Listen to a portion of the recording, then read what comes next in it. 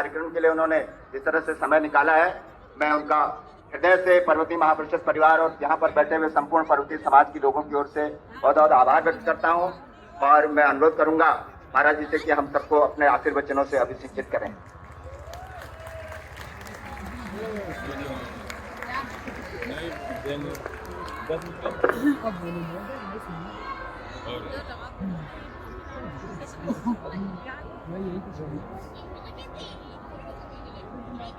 कौतिक 2025 के आज के इस कार्यक्रम में समारोह में उपस्थित उत्तर प्रदेश सरकार में वित्त और संसदीय कार्य मंत्रालय के मंत्री श्री सुरेश कुमार खन्ना जी, लखनऊ की महापौर श्रीमती सुषमा खड़गवाल जी, पर्वतीय महापरिषद के अध्यक्ष श्री गणेश चंद्र जोशी जी, उपाध्यक्ष मोहन सिंह बिष्ट जी, महासचिव श्री महेंद्र सिंह रावत जी, मुख्य संयोजक श्री टी.एस. मंडाल जी, संयोजक के.एन. चंदोला जी, मेला समन्वयक श्री नरेंद्र सिंह देवड़ी जी, उत्तर प्रदेश सरकार के सलाहकार श्री अवनीश कुमार अवस्थी जी, प्रमुख सचिव गृह संजय प्रसाद जी, स्थानीय पार्षद श्री प्रमोद सिंह राजन जी और उपस्थित पर्वतीय समाज से जुड़े हुए, उत्तराखंड से जुड़े हुए सभी मेरे बहनों और भाइयों,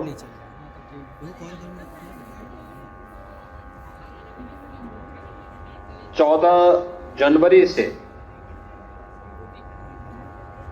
23 जनवरी तक लगातार 10 दिनों तक चलने वाला महाकौतिक पर्व भगवान सूर्य के उत्तरायण में जाने के साथ प्रारंभ होता है और पिछले 2 दशक से अधिक समय से उत्तराखंड से जुड़े हुए, पर्वतीय समाज से जुड़े हुए जितने भी हमारे भाई बंधु हैं, सभी लोग जिस श्रद्धा भाव के साथ इस आयोजन के साथ जुड़ते हैं, उन्होंने इस परंपरा को बनाए रखा है। मैं इसके लिए पर्वतीय महापरिषद को और आप सभी श्रद्धावान पर्वतीय समाज से जुड़े हुए बहनों और भाइयों को हृदय से बधाई देता हूं। उत्तर प्रदेश के विकास में या देश के विकास में पर्वतीय समाज की एक बड़ी भूमिका है। उत्तर प्रदेश के पहले मुख्यमंत्री पंडित गोविंद बल्लभ पंत जी उसी उत्तराखंड में पैदा हुए थे। ऐसे लॉन्ग प्रेस करना। वे एक महान स्वतंत्रता संग्राम सेनानी भी थे। 1954 में देश के गृह मंत्री बने और 1956 में उन्हें देश के लिए उनकी सेवाओं के लिए भारत रत्न से भी सम्मानित किया गया।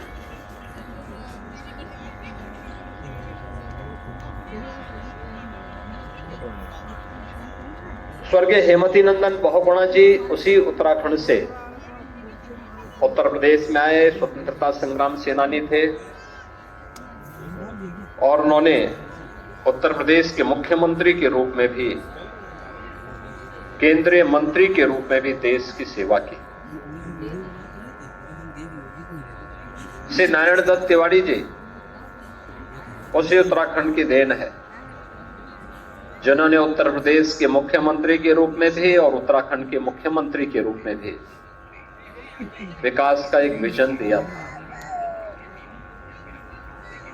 ऐसे अनेक विभूतियां उत्तराखंड ने देश को दी। देश के पहले chief of defence staff CDS के रूप में जनरल बिपिन रावत जी उसी उत्तराखंड की देन। देश के द्वितीय सीडीएस उसी उत्तराखंड की देन। आदरणीय प्रधानमंत्री जी के नेशनल सुरक्षा सलाहकार श्री अजीत डोभाल जी भी उसी उत्तराखंड की देन है। ऐसे अनेक विभूतियों को देने वाला और देश की सुरक्षा की आवश्यकता के लिए अपनी जवानी को लगाने वाला उत्तराखंड का बहादुर नौजवान, यह भी उत्तराखंड की देन है।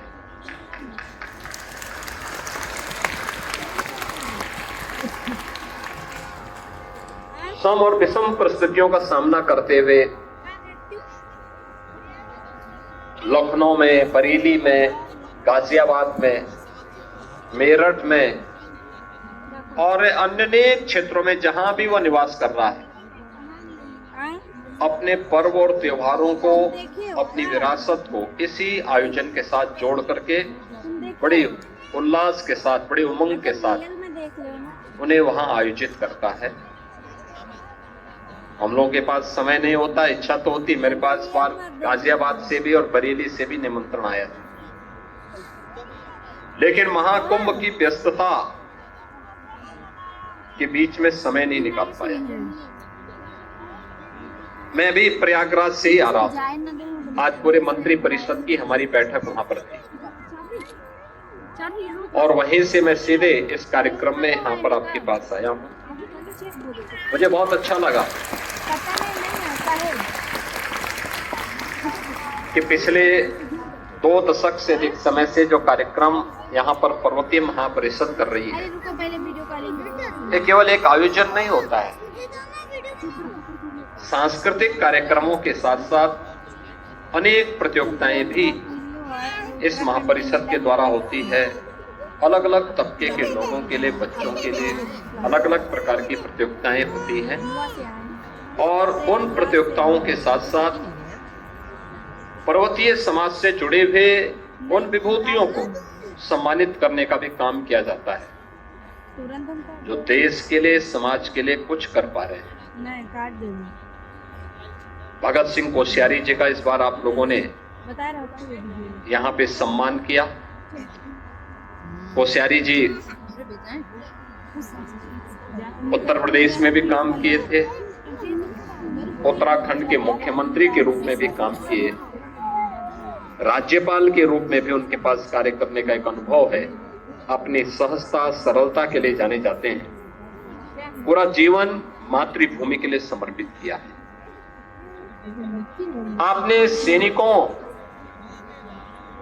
को और उनके शहीद परिवारों को भी सम्मान दिया है, क्योंकि हम लोग अपने विरासत को विस्मृत नहीं कर सकते। उसके दोनों रूप हैं। एक पहलू है जो हम अपने पर्व और त्योहारों के माध्यम से सांस्कृतिक विरासत को आगे बढ़ाते हैं, और दूसरा पहलू है जो हम अपने अमर शहीदों का स्मरण करते हुए महापुरुषों की जयंती के अवसर पर या किसी अन्य विशिष्ट घटना को केंद्र में रख करके उन आयोजनों के साथ जुड़ते हैं।